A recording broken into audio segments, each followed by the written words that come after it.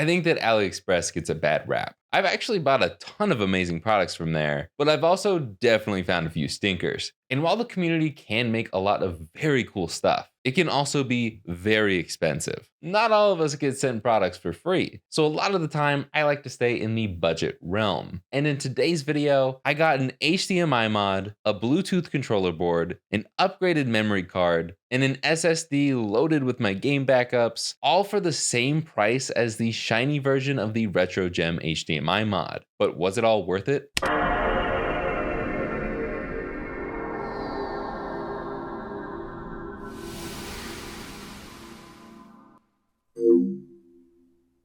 Don't get me wrong, I still think that's a lot of money to spend on one console, but I did feel like I was getting a lot of bang for my buck, at least before I installed everything. First up was all of the internal stuff. The $50 high-speed Edo HDMI mod, and the $50 Bluetooth controller board. Now, I've done this exact HDMI board before in a slim model, and the only real difference is the ribbon cable. It's so similar to the slim one that it's the exact same HDMI board, and its awkward shape made it hard to place. It was genuinely aggravating because the written tutorial shows the same picture of where to stick the board down on the power supply of all places. And the problem with that is my specific revision of the PS2 has a different power supply than the one in the picture. And there isn't enough room anywhere for this oddly shaped board. So now I have it somewhat loosely sticking out the back like a sore thumb. I'm just glad it's at least a full-size HDMI. But even after all of that, some games look a bit better, like Nicktoons Battle for Volcano Island,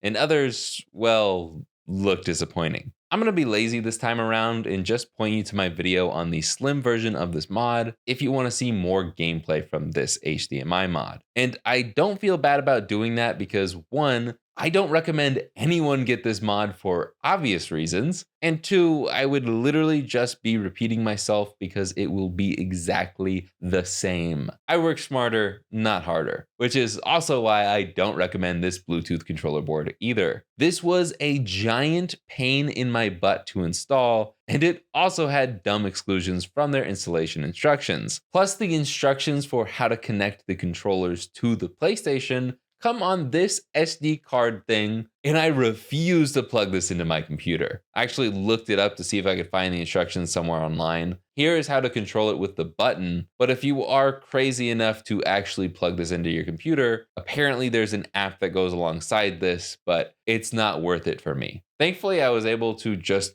put my controller into pairing mode and it connected automatically. Like I didn't even have to press the button and both the controllers connected. But instead of doing all that work for something that's potentially a little sketchy, I recommend these adapters from Blue Retro that just plug straight into the controller ports. It's super simple. And not only does this work across all PS1 and PS2 models, you can buy two of them for the same price as the Bluetooth board. Plug and play, no soldering required, and it comes with paper instructions. Nice. As I transition into talking about the external mods here, I do want to let you guys know if you want to watch me install everything from the HDMI mod and controller board adapter to doing all the memory card software stuff, I have a very long video up on the second channel right now, Jake64, that I'll have linked down below if you want to watch me go through all of the pain and misery that it took to set up the ultimate AliExpress PS2. And no, this will not be up for sale, but you can buy modded GameCubes, N64s, and Game Boys from my website,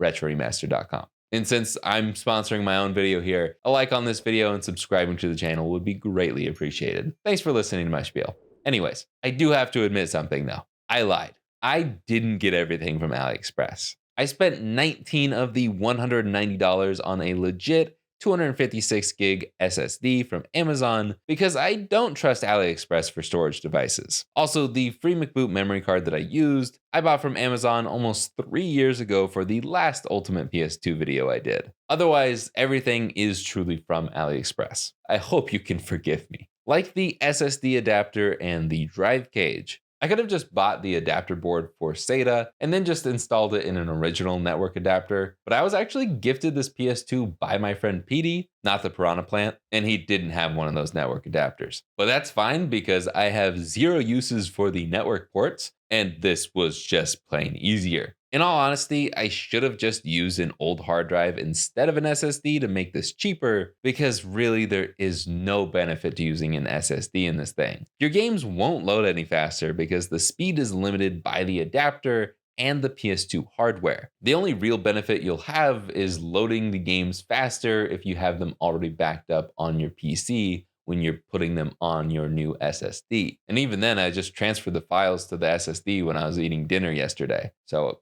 the speed really didn't affect me at all. But I knew if I didn't use an SSD here, one of you snobs would actually me in the comments. Instead, everyone should just leave a nice comment thanking James for giving me this PS2 so I could make this video. Oh yeah, I should probably explain. His name is actually James, but we call him Petey. You can't call him that though, because he's my friend, not yours.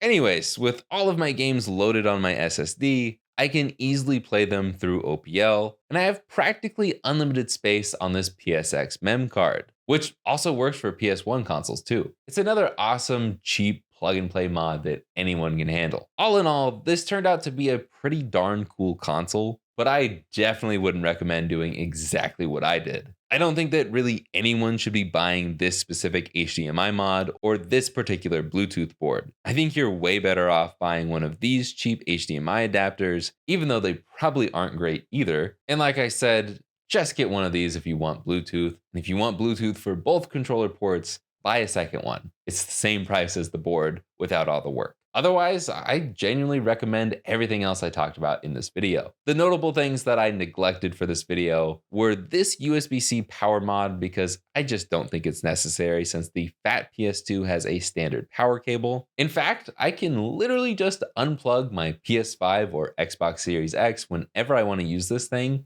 because they use the same exact plugs. Well, at least this PS2 now uses both of those plugs. There's also the Noctua fan mod, but I don't think it's necessary unless your fan is loud, dead, or dying. I've done it before, and it's not like this thing overheats. You don't need it, I promise. And I didn't go with the new shelf for this because the one I tried for the slim PS2 was so bad, I ended up swapping it back to the original. So my faith in PS2 shells is very low. Yes, I could have used other potentially better mods that are out there, but again, this is the ultimate AliExpress PS2, not the ultimate PS2. But even still, if you think I forgot something, let me know in the comments down below. Of course, I will have links to everything I talked about today in the description if you want to buy any and or all of them. But that's about it for this video. So like, subscribe, and I will see you guys in the next one.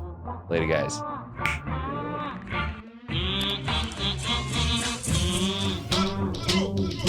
Yeah, I just refuse to do the Retro Gem mod because of the stupid shiny version. It's just a software lock. The hardware is exactly the same. They're just charging you more for features that are already on there. It's just a switch they flip. I'm still willing to review it and give it a fair shot, but I will make it very clear that that's how it goes. And I don't think they want that. Otherwise, I have nothing against the company. They're probably awesome. I'd rather just get a RetroThink 4K though. Shout out to Mike.